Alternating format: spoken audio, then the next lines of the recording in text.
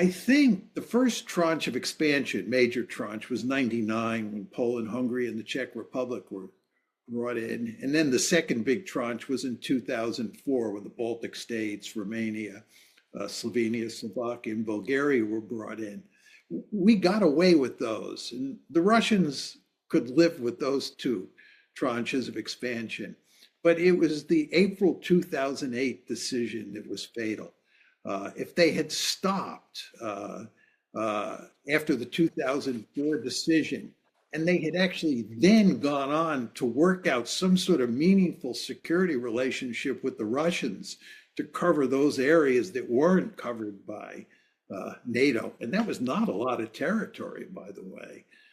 Just a couple quick points. One is, it is important to emphasize that when the Cold War came to an end and the Soviets were pulling out of Eastern Europe, they wanted the United States to remain in Europe. They saw us as a pacifier, and they thought it was especially important for us to stay because Germany was Germany, and they liked the idea that Germany was integrated into an alliance that was run by the Americans. But in the 90s, and I remember it very well, this phrase popped up regarding NATO, and it was expand or die. And the idea was that if NATO didn't expand, it would more or less wither on the vine. And what's happened here is NATO looks like it's expanding and dying. Yeah. And just to take it one step further, you and I believe have a very peaceful situation in Eastern Europe today, simply because I don't think the Russians had either the intentions or the capabilities to overrun Ukraine, Belarus, Eastern Europe, whatever, right? The Russians were just interested in getting their own house in order. And Putin, despite the picture that most people have of him in their heads in the West, is not a highly aggressive individual. And in fact, if anything, he gets beat up in social media inside Russia for not being aggressive enough or not waging the war aggressively enough in Ukraine. So I really think if you had not had that April 2008 decision, we would not be in this catastrophic situation, certainly catastrophic from Ukraine's point of view that we're in. You want to remember that NATO expansion was packaged together with two other strategies. One was EU expansion, and the other were the color revolutions. And the color revolutions are usually thought of in terms of the Orange Revolution in Ukraine and the Rose Revolution in Georgia. But we were interested in fomenting a color revolution inside of Russia. When Michael McFaul was the US ambassador to Moscow, he was in a very important way pushing for a color revolution inside of Russia. And as you can understand, this really spooked the Russians. So it was not just NATO expansion, it was also EU expansion and the possibility of a color revolution inside of Moscow that really contributed to this disastrous policy outcome. And Peskov said, Dmitry Peskov, who is the spokesman for the Russians on these issues, that what the Russians were interested in is not just an agreement on Ukraine. They want a broader agreement that deals with the security architecture in Europe overall. And I think from their point of view and from our point of view, this is a very smart idea, because the fact is there are a number of potential flashpoints outside of Ukraine that could blow up. This has been a very dangerous area. And we started this conflict in Ukraine by expanding NATO into Ukraine. And now we're paying the price.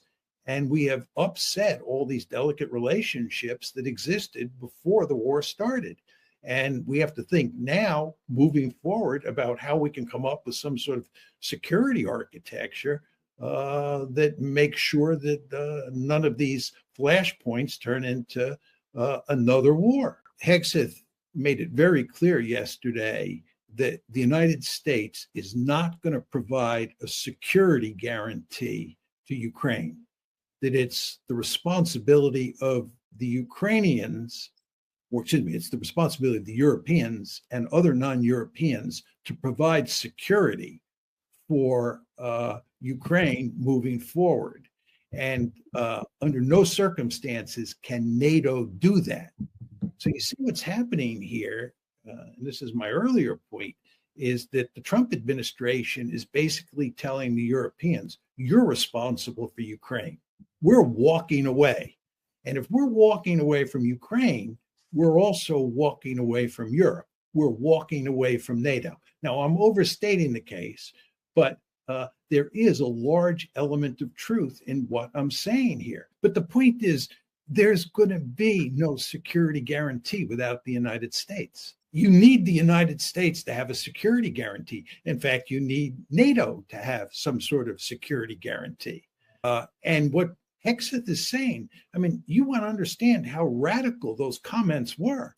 He's basically saying, we're washing our hands of Ukraine. Right. We're washing our hands of Europe. The fact is, and again, Hegseth made this clear, we are cutting a deal that reflects the hard realities of power, the power balance on the battlefield.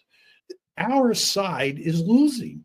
The Ukrainians and the West are losing to the Russians, and there's no way we could shift the balance. So what leverage do we have? Not a lot. And furthermore, Trump is not interested in playing hardball with the Russians. Trump is interested in having good relations with the Russians and basically getting out of Europe, or at least reducing our commitment to Europe in a fundamental way. And again, this is why Trump, in terms of yesterday's comments, or the Trump administration and yesterday, in terms of yesterday's comments, is acting in such a radical way. Listen, let me make a very important point about the comments that were made yesterday, especially by Hegseth, which reflects on this. And I don't think most people are focusing on at this point in time. There are two dimensions to his comments yesterday. One has to do with what we're talking about, which is the deal to settle the war in Ukraine.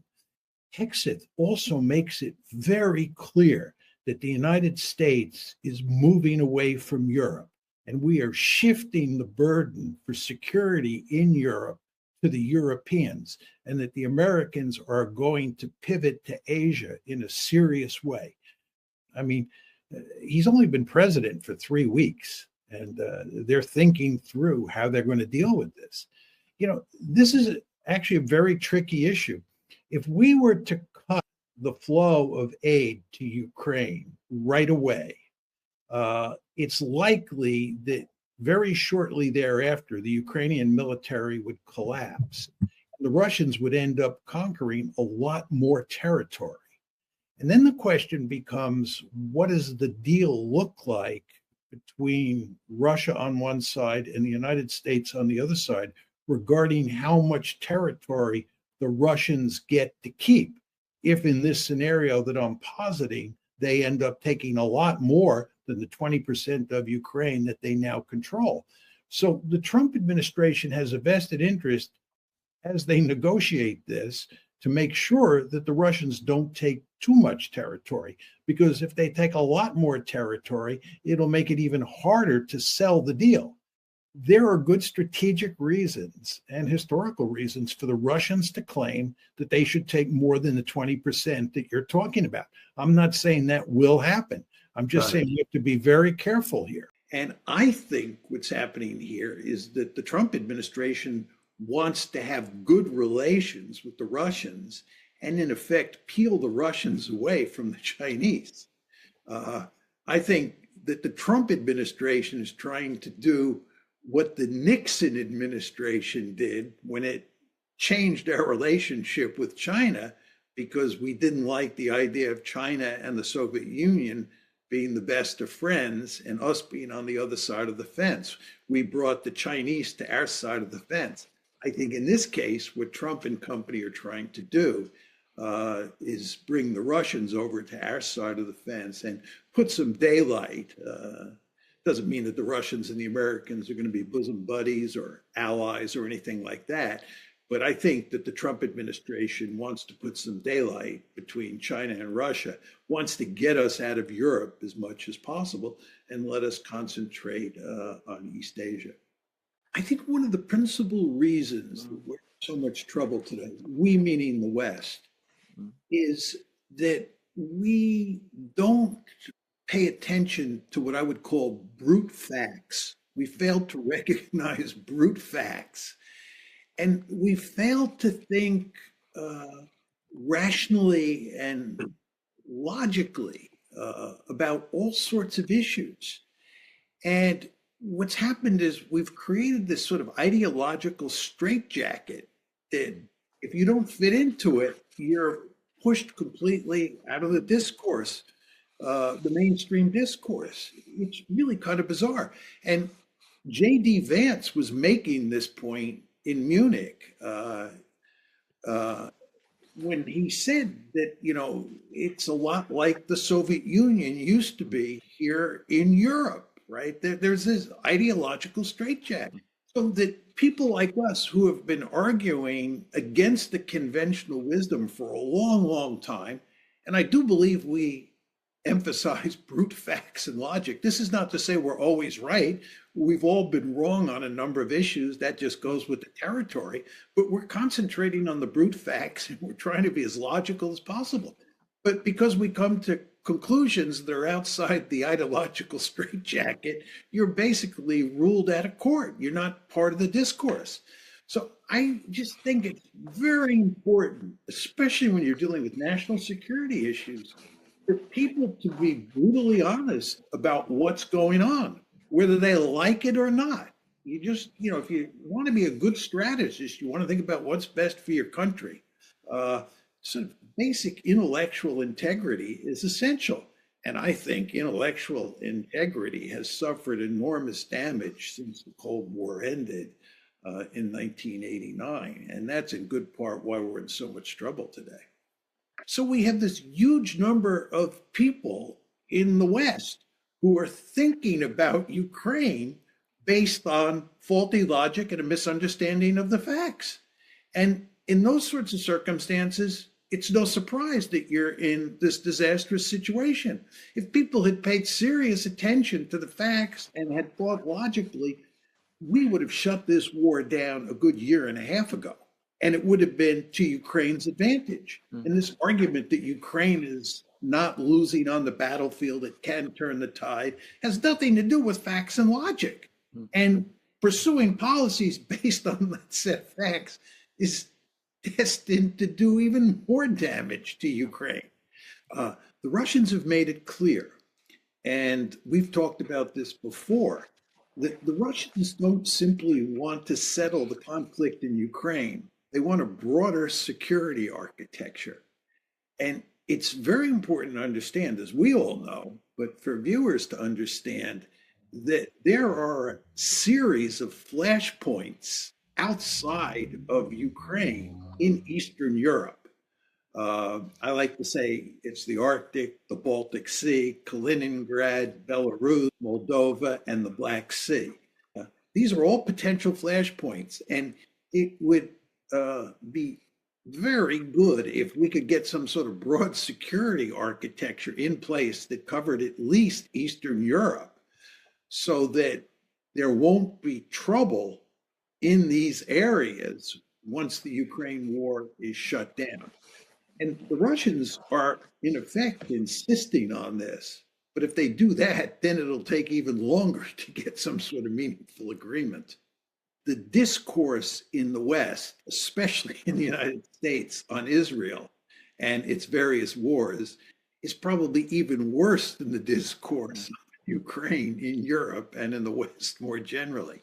It's really remarkable how out of touch with reality the discourse on Israel and on the Middle East is in the United States and in Europe. And the end result is you get remarkably foolish policies. Truly amazing. Listen, let me make a very important point about the comments that were made yesterday, especially by Hexeth, which reflects on this. And I don't think most people are focusing on at this point in time.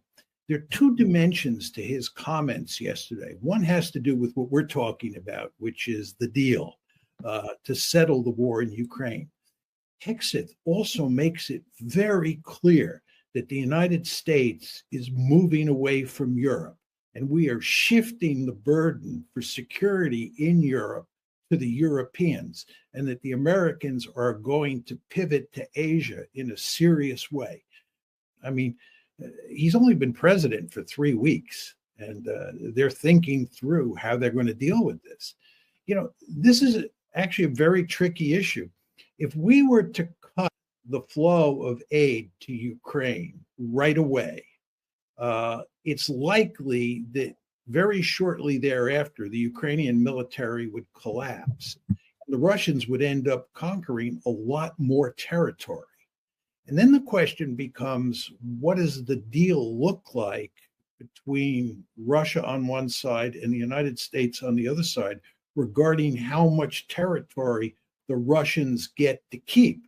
If in this scenario that I'm positing, they end up taking a lot more than the 20% of Ukraine that they now control.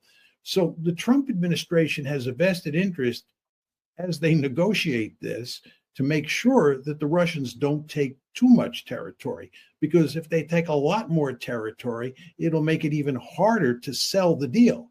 There are good strategic reasons and historical reasons for the Russians to claim that they should take more than the 20% that you're talking about. I'm not saying that will happen. I'm just saying you have to be very careful here. One is, I think you're absolutely right that the Russians don't trust us, and for very good reasons. Just looking at Donald Trump and how mercurial he is, he's the last person in the world you really want to trust. So I think what this tells you is that the Russians have a powerful incentive to conquer a lot of territory. Yeah. And they have a powerful incentive to weaken Ukraine as much as possible. And what this means is that it'll be harder to get a deal. The Russians are not going to be generous because it's not in their strategic interest to be generous when you're dealing with the United States of America, because the United States will take advantage of you. And they're in the driver's seat now on the battlefield. They've got the leverage. And what scares me is that it'll be impossible to get a deal, not just because of the Europeans and the Ukrainians resisting, but just because of what the territorial situation looks like and what the incentives are for Russia to really make Ukraine a dysfunctional rump state. And that'll bollocks up the works. I think that if you want a peace deal here, which Trump does, you simply have no choice but to accept the Russians' two principal demands. There's just no alternative here. As Alexander said, we have no cards to play. So if you want to end it, you send Pete Hegseth out, and he says there will be a neutral Ukraine, and we will recognize the fact that Russia has annexed certain pieces of territory. There'll be a debate over what that territory should be, but Trump really has no choice here. And if he doesn't accept those demands, the war is just going to go on. Putin has made that manifestly clear. All his lieutenants have made that manifestly clear. It's just pretty straightforward here. And if the Europeans and the Ukrainians, and there are a lot of people in the United States who are very unhappy with this deal, or with the direction that Trump is moving in as well. So let's assume they all prevail. Where does that leave us? If Trump fails to put together a deal and end this war, where does that leave us? Is the United States just going to walk away from Europe anyway? Are they going to say the Europeans won't cooperate with us, therefore let's let the Europeans deal with this problem? That's a possibility. And Peskov said, Dmitry Peskov, who is the spokesman for the Russians on these issues, that what the Russians were interested in is not just an agreement on Ukraine. They want a broader agreement that deals with the security architecture in Europe overall. And I think from their point of view and from our point of view, this is a very smart idea, because the fact is there are a number of potential flashpoints outside of Ukraine that could blow up This has been a very dangerous area. And we started this conflict in Ukraine by expanding NATO into Ukraine. And now we're paying the price. And we have upset all these delicate relationships that existed before the war started. And we have to think now, moving forward, about how we can come up with some sort of security architecture that makes sure that none of these flashpoints turn into another war. I think the Hexeth speech in Brussels was really the key. I mean, obviously, President Trump is President Trump and he's the man in charge, but they sent Hexeth out to deliver a very clear message.